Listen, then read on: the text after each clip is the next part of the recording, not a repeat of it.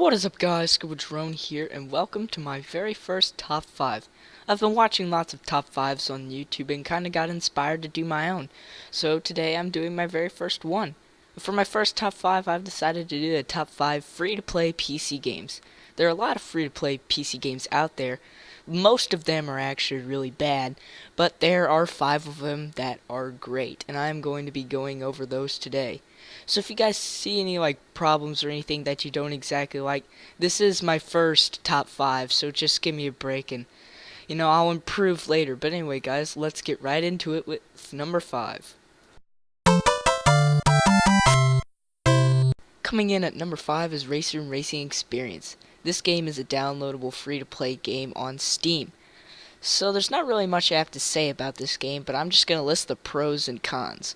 So the pros of this game is that it has absolutely amazing graphics, and the gameplay is very, very realistic.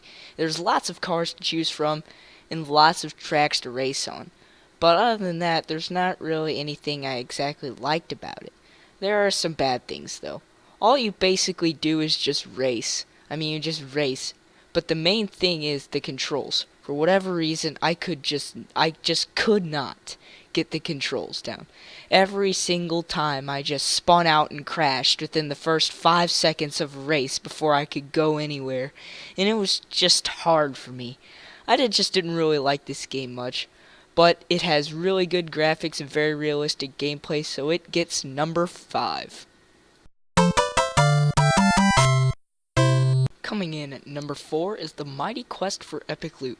This game is an RPG-ish, strategy-ish game that is free to play on Steam. The main reason I like this game is because it's kind of like Clash of Clans. You get to build up your own castle with its defenses and attack other people's castles and steal their loot. This game is really, really fun. You get to choose for 3 classes: the Knight, the Mage, and the Archer. I chose the Archer. And you just get to run into castles, collecting armor for your character, defeating monsters, and stealing their money. What's not to love?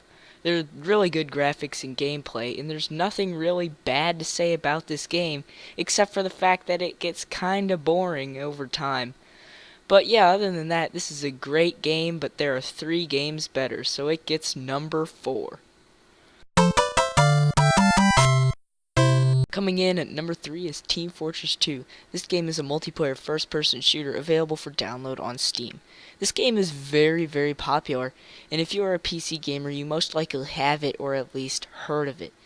This game is very, very awesome. The graphics are great, and the gameplay is very awesome with multiple classes and maps and game modes to play on and stuff.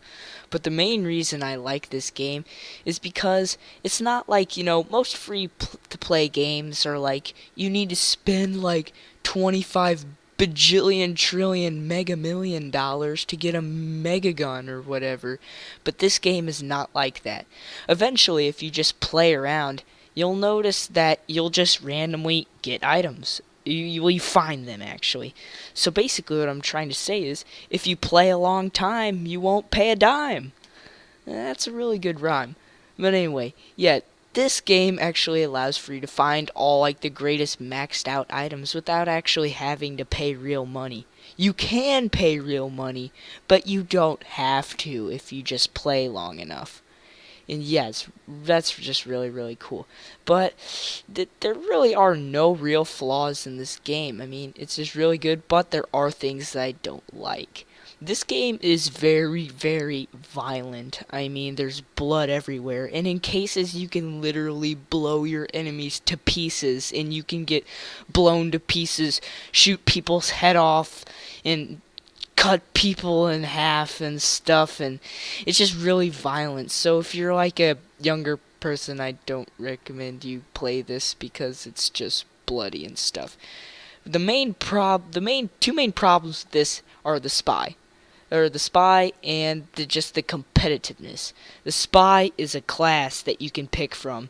The class actually is where you can turn invisible and sneak up behind your enemies and stab them in the back with a knife and one hit kill them. They're very, very annoying. I just don't like them. And second is the multiplayer competitiveness. This is, if you're not really good at multiplayer, then this is just going to be a really big problem. And I'm not that good at multiplayer. I'm getting better, but I'm not that good. There, you will always, always, always find people who are really, really good and way better than you. I mean, it's just annoying because, like, every single time you go out into the open, you just die. You just die. But other than that, this game is just perfect. It just fits for number 3 for me. Coming in at number 2 is Dragon Nest. And this is Dragon Nest with an N, not Dragon Quest. Dragon Nest is a multiplayer RPG that is free to play on Steam. This game is just, hands down, has to be the best RPG that I have ever played. I mean, the graphics are awesome, the music is awesome, but the two main things that I like most about this game have to be the gameplay, the way you get items. The gameplay is that, because unlike most RPGs, this RPG is not turn-based. It doesn't have turn-based battle. Turn-based fighting is just blah. I just don't really like it. I mean, it just doesn't really appeal to me. When I walk up to a monster, I want to kick his butt, not just say, "Oh, what move will you do first?" Well, I just want to kick his butt. And that's exactly what this game does. You have all kinds of special abilities and attacks where you can just run in and blow up the monsters and just kick their butts and all that stuff. And also, the multiplayer is very awesome. I mean, you just get into this big hub where there's all kinds of people and you can make friends with them and they can join you on your adventures so you can go on missions together. It's really awesome.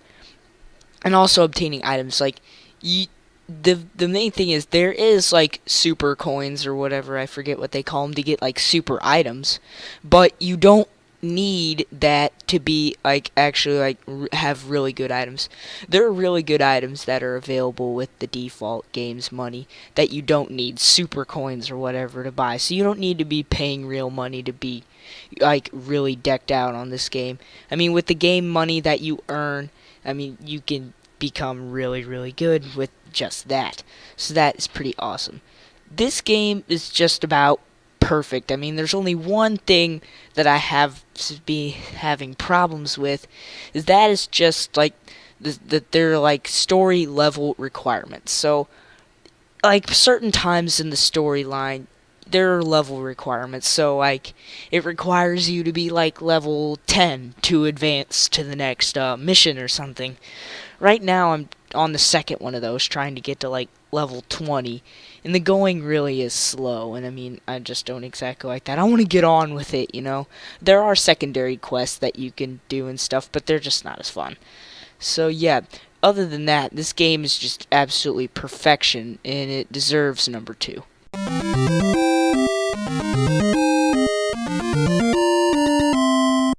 Alright guys, it's finally time for me to tell you my number 1 favorite free-to-play game on the PC. Drum roll, please. Close enough. Anyway, number 1 is Battlefield Heroes. This game is the only game on my list that doesn't require Steam to download. You get it at battlefieldheroes.com. This game is a third-person cartoon shooter game that takes place around during the World War II era. There are 2 sides that you can choose from when you first get an account. You can either create a Royal Soldier or a National Soldier. The Royals are based off the British, and the Nationals are based off the Nazis and their aliens. This game is really awesome. The gameplay is just great. You can drive vehicles, tons of different guns to choose from. I mean, it's just awesome. And it's not very violent at all. I mean, all you do is shoot at people. There's no blood or anything. It's just really good. My favorite features of this game have to be the character customization, obtaining items, and gameplay.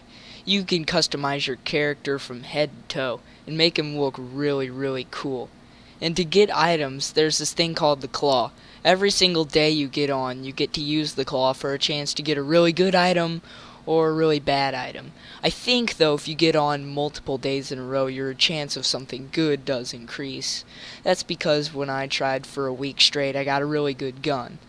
And also the gameplay is just awesome. I mean, you get to choose from 3 classes, a soldier, which has like an assault rifle and like is a medic and stuff. There's the heavy, which is like the big machine guns and stuff like that, and has lots of health. And then there's the commando, which is a really sneaky guy. You can turn invisible and knife people, and you also can be a sniper with that.